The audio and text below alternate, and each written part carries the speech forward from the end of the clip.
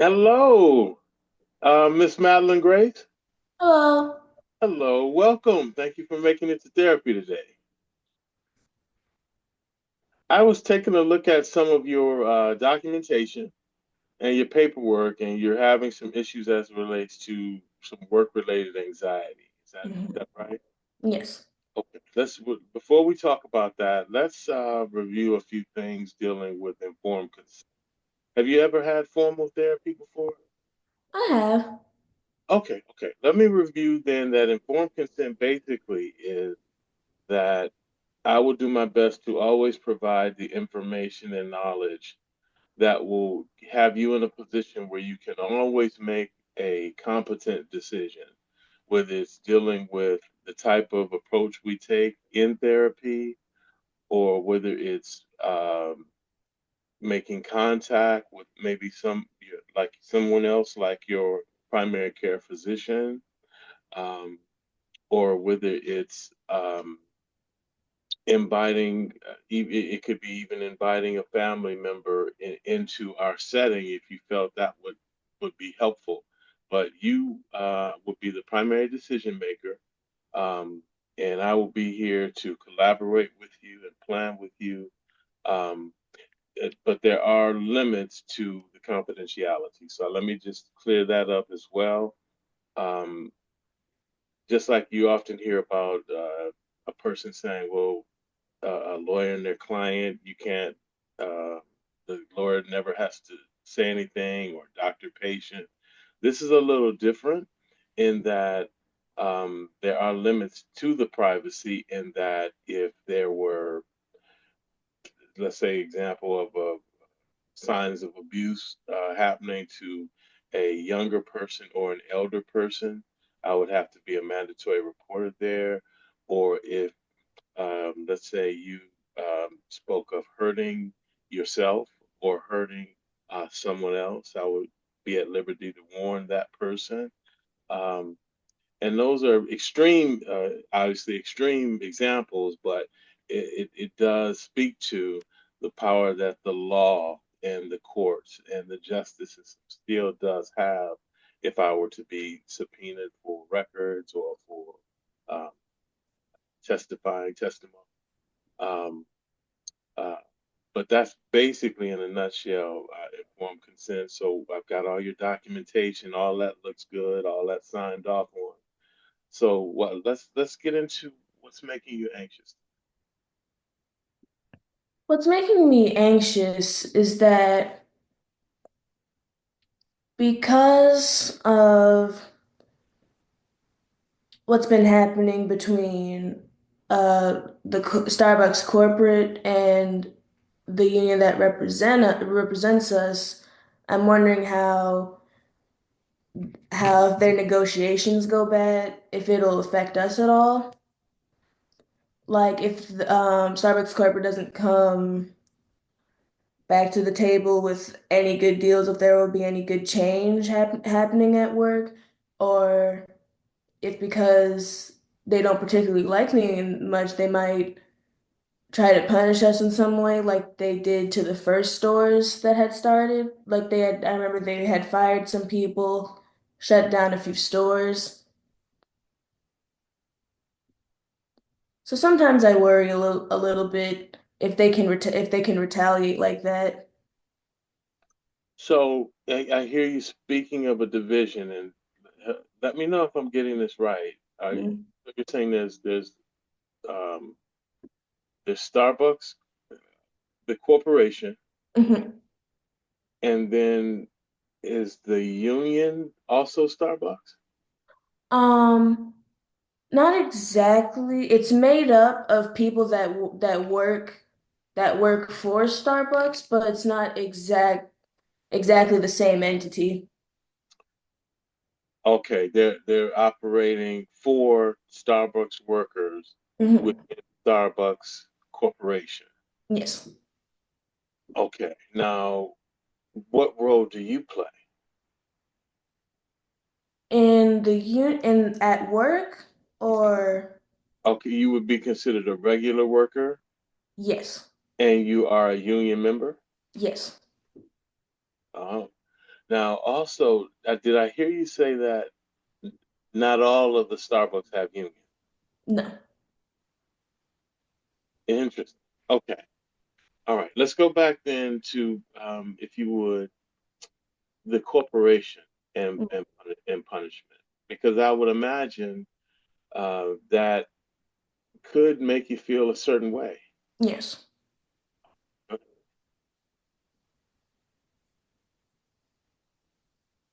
Would you like me to elaborate more, or did you have more Yes, please. questions? Yes, yes, please.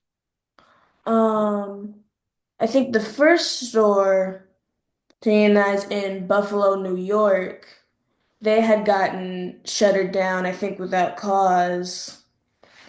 And other stores that followed suit afterward had certain benefits withheld from them, like when they started rolling out being able to tip the baristas on credit cards, the stores that had unionized previously, before they rolled that out, they didn't get that update to their systems. Mm. Or if we got certain pay raises, those stores wouldn't get those pay raises. Now, the stores that were shuttered, uh, Mhm. were they unionized? Yes. So, um, the union could not protect them from being closed. I think some of them were able to be reopened, and some of them they might still be fighting against. But I know that for a while it was a bit of, I believe they call it a cat and mouse game, Hmm. where you can't really get where you're trying to escape the cat as the mouse. I think I'm using that analogy correctly. Okay. Where do you see yourself in that? Hmm. Are you the cat or are you the I think I think I might be the mouse. Maybe. okay? All right. So I would imagine that the terror of this uh, eh, bigger animal that has power, greater power. We call that the cat, like the corporation. Mm. Um, that might make you feel a bit anxious, make you feel or prep for your security, if you Yeah. will. Your pay, your hours. Um, tell me more about how the anxiety manifests. One more time. The It cut out just a little anxiety, bit. the anxiety. How does it manifest? Hmm. I guess I think it mostly manifests in overthinking, because I'll think about it a lot and then I won't really be able to stop thinking about it. Mm, mm. And what kind of thoughts do you?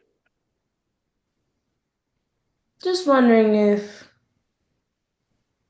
if maybe I'll lose my job, Mhm, or if the union will actually be able to protect me like they say they'll be able to, mhm. or if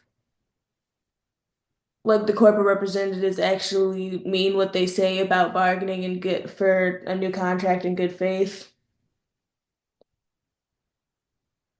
Okay. Uh, hmm. Okay. So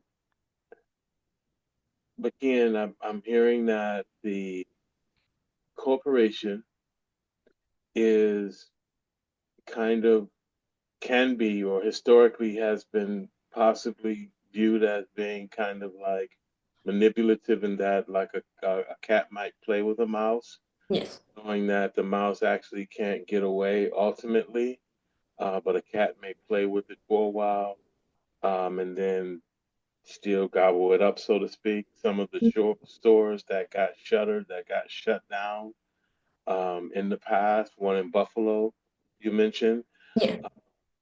there is this fear that that might happen due to unions coming to some of the stores in Georgia. Mhm. Okay. Because I think it's about 11 that yeah, 11 starting this past Monday because another store south of here won their election. Oh, okay. Okay. And they have the okay of the corporation to have the unions. Yes. But again, there is the fear that they may not honor the power of the unions at a given point. Yes. Okay. Um, okay. What kind of how do you what strategies or coping um, skills do you use to help you with your anxiety, to manage your anxiety? Hmm. I don't really know if I have any. I try listening to music. Music helps sometimes because then it gives me something else to think about. Okay. Or maybe talking to my friends about it because Okay. then that also gives me something else to think about. Okay. As we're bringing this session to a close, um, why don't we, and you tell me what you think about this, why don't we try to zero in on for our next session what things specifically you feel you can rely on in addition to your music that when you feel the anxiety or when it does manifest and your mind begins to ruminate with lots of negative thoughts, Hmm. thoughts of fear uh, and anxiety, that we explore what things that you know that you do that you can count on, and maybe even looking at it might be helpful to look at what you don't do Hmm. when your mind begins to race and you just allow it to keep going. What is it that you possibly could implement there that maybe you don't do yet? That sound like a plan? Yeah, this is good. Okay, okay. Well, I think this was a good session. Hmm. I'm glad you made it, and good luck this week. Thank you. And I look forward to seeing you for our next session where we can get into more of this and find some of those strengths that you have Hmm. that I'm sure will make you more than capable to begin to better manage Hmm. your anxiety. Hmm. Okay? All right. Okay. Thank you very much, Miss Madeline Grace. No problem. Okay. Have a good day. You too. Bye bye. Bye bye.